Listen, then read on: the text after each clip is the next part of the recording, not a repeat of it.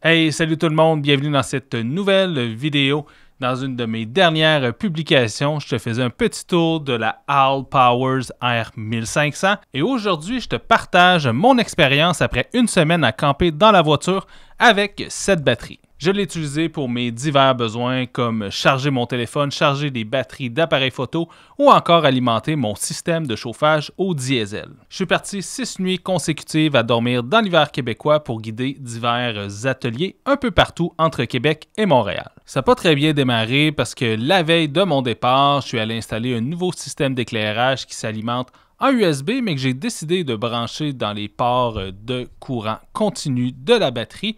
Et malheureusement, même si les lumières étaient fermées, ça a drainé complètement la batterie durant la nuit. Donc je suis parti le matin sans m'en rendre compte avec une batterie à 0%, complètement à plat. Cette journée-là, je guidais un atelier, mais il a fallu que je rentre ma batterie au restaurant sur l'heure du dîner pour pouvoir commencer à la charger. Je voulais pas faire sauter le breaker du restaurant, donc j'ai mis le mode de charge à standard, ce qui a chargé à environ 400 watts la batterie. Après une heure, j'avais atteint environ 25% de charge. Avec mon fil de recharge pour la voiture, j'ai pu charger une partie de la batterie également en roulant durant la journée. Mais il a quand même fallu que je réarrête dans un fast-food en soirée pour charger le reste de la batterie. Je vous dirais que ça commençait un peu mal mon expérience avec la R1500.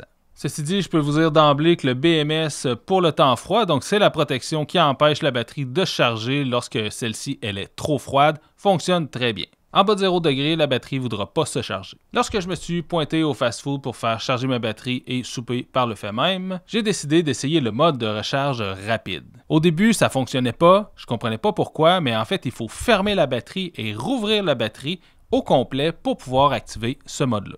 Comme je vous parlais dans ma précédente vidéo, ces modifications-là se font dans l'application et je dois vous dire que j'ai eu beaucoup de problèmes avec l'application qui n'arrêtait pas de se déconnecter. À chaque fois que je voulais modifier un paramètre dans l'application, il fallait que je ferme complètement l'application et que je reconnecte la batterie à mon téléphone. Le mode de charge rapide charge bien à 1500 watts, mais jusqu'à 80% de charge de la batterie. Ensuite, l'entrée va diminuer autour de 400 watts, un peu comme le mode standard. D'ailleurs, la puissance d'entrée qui charge la batterie, des fois, va se modifier par elle-même. Des fois, on est à 1000 watts, des fois, on est à 800 watts ou encore à 600 watts. Et ce, même si on reste sur le même mode de charge. Il y a probablement une logique à quelque part là-dedans, mais je n'ai pas trouvé l'information ni sur Internet ni dans le manuel de la batterie. Comme je vous disais en début de vidéo, j'ai utilisé la batterie pour diverses applications. J'ai notamment alimenté mon chauffage au diesel pendant toute une nuit. Pour environ 11 heures d'opération, j'ai drainé la batterie de 55%. Ça m'apparaît quand même beaucoup. Lorsque je branche mon système de chauffage sur ma 12 volts de lead time,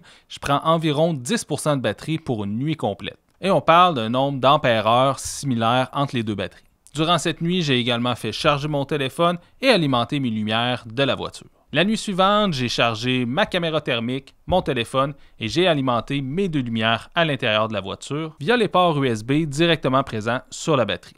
J'ai drainé alors la capacité totale de seulement 2%. Ça a sonné une cloche, je me suis dit qu'il y avait peut-être quelque chose qui faisait en sorte que la batterie se drainait via l'inverteur intégré. Lorsque je suis arrivé à la maison, j'ai décidé de tout simplement charger la batterie et d'ouvrir l'inverteur par la suite pour voir à quel point la batterie se déchargeait par elle-même. Donc là, on va faire un petit test.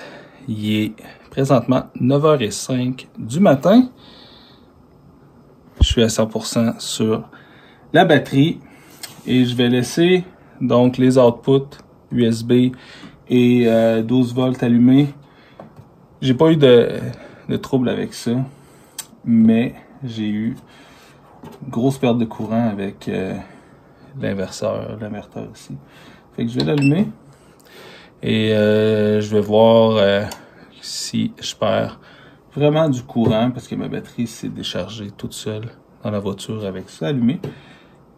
Et donc, on va voir qu'est-ce que ça va donner dans quelques heures. Donc là, il est rendu 19h50 et j'ai perdu 23% de batterie à juste laisser l'inverteur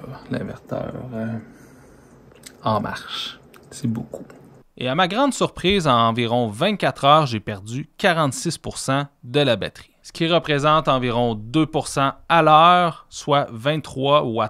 Ça m'a apparu quand même beaucoup. Ça veut dire que la nuit que j'ai dépensé 55% de la batterie à utiliser mon chauffage, il y en a au moins la moitié de ça qui était seulement pour activer l'inverteur. J'ai décidé de comparer avec ma petite EcoFlow River 2 Pro, une batterie un petit peu moins puissante, mais je voulais voir s'il y avait le même phénomène. Donc je vais ouvrir le 12 volts et ouvrir les ports AC. Je viens juste de le recharger un peu parce qu'il était quand même assez bas, il était à 80%. Là, je viens d'ouvrir le AC puis le fan est parti, donc je vais hâte de voir qu'est-ce que ça va dire demain matin. Avec la EcoFlow, je perdais environ 2,2% à l'heure. Ceci dit, la puissance de la batterie est moindre, mais ça représentait quand même 17 Wh.